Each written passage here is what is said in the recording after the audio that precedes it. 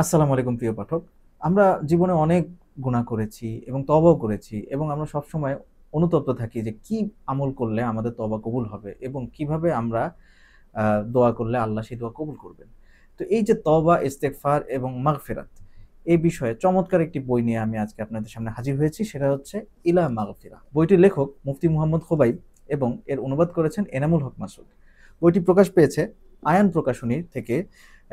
বরাবরের মতোই আয়ান প্রকাশনীর অন্যান্য কাজের মতো এই বইটিও খুব চমৎকার মলাটে এবং খুব স্বচ্ছ অক্ষর বিন্যাসে এবং খুব চমকপ্রদ একটা বান্ডেল হিসেবে এসেছে। এই বইতে আপনি কি পাবেন? এই বইতে আপনি খুব সংক্ষেপে তওবা ইস্তেগফারের নানান রকমের ঘটনা, নানান বর্ণনা এবং নবী সাল্লাল্লাহু আলাইহি ওয়াসাল্লাম কোন কোন আমলকে তওবা ইস্তেগফারের জন্য খুব গুরুত্ব দিয়েছেন সেই জিনিসগুলো আপনি খুব সহজেই পেয়ে যাবেন। তাহলে আর দেরি কেন? তওবা ইস্তেগফারের এই ছোট্ট সংক্ষিপ্ত ডিকশনারির মতো বইটি আপনি সহজেই কালেক্ট করে ফেলুন আয়ান প্রকাশনীর থেকে। অনলাইনে আপনি রকমারিতে বইটি পেয়ে যাবেন। ধন্যবাদ।